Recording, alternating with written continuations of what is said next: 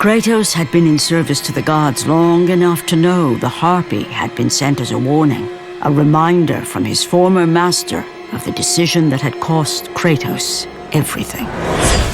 Had it been that long since he'd almost met his end at the hands of the barbarians? That long since he'd traded everything to save himself? Ares! The sky split apart, and the god of war stepped through. Descending from Olympus, he saw the makings of a god in a mere mortal. Ares would save Kratos. He would turn him into the perfect warrior, his servant on Earth. Only a simple pledge of loyalty was required. My life is yours, Ares. From this day, I shall carry forth your will. And his fate was sealed. As promised, Ares rescued his new disciple, bringing forth the power of a god, destroying those who would slaughter Kratos and his men.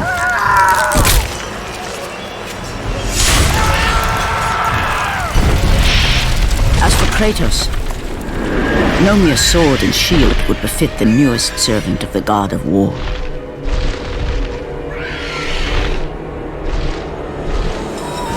The blades of chaos, forged in the foulest depths of Hades. Once attached, the chains remained so, chained and seared to the flesh, a part of the bearer's body, a permanent reminder of Kratos' pledge. In return, ultimate power. The rage of Ares exploded from within. But soon, he would learn the true cost of such power. A cost too high even for Kratos to pay. Wretched beast! I know who it is you serve! Return to your master! Tell the god of war I am his no longer. Tell him he is not safe while I walk the earth.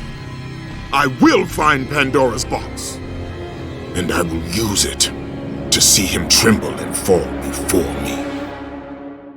The path before Kratos was clear, but still, the memories came rushing back, as familiar and permanent as the blades chained to his wrists.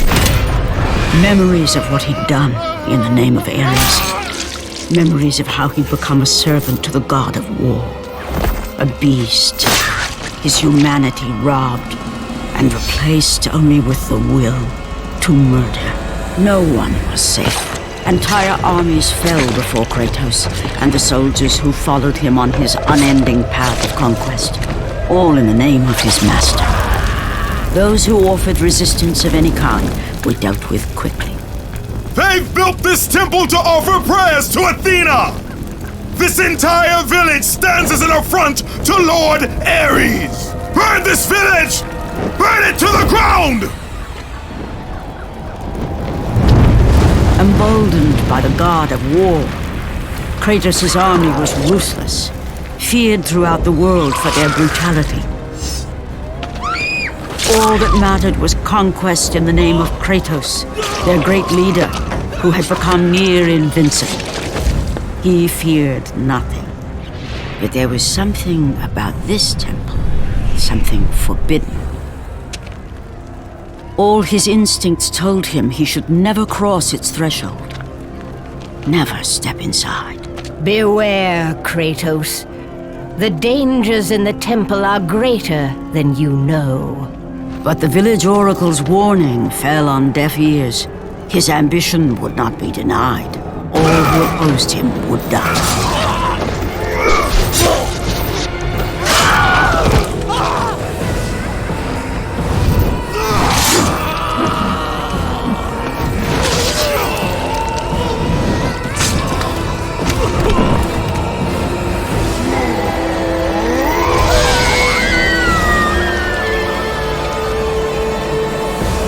In that instant, the glory he had reveled in turned to horror. The image of his two final victims would stay with him for all his days. With that act, Kratos knew he could no longer serve his master. He had but one calling now, the death of Ares. He would murder the god of war. Ares, you will die for what you did that night. Far away in Athens, Ares knew Kratos had succeeded in his quest. So, little Spartan, you've recovered Zeus's precious box, but you will not live long enough to see it opened. I will see to that. Goodbye, Spartan. You will rot in the depths of Hades for all eternity. As the life began to leave Kratos, his thoughts returned to that fateful night. Even in death, the memories, the visions would not fade. For how could he forget spilling the blood of his own family? A cruel trick orchestrated by the god of war. My wife, my child, how? They were left in Sparta.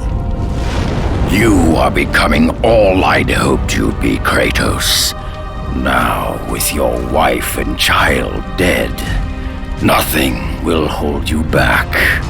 You'll become even stronger. You will become death itself. But as the flames consumed the temple, Kratos realized his true enemy was the god who once saved his life. The same god who had now taken everything from him. Ares! From this night forward, the mark of your terrible deed will be visible to all. The ashes of your wife and child will remain fastened to your skin, never to be removed.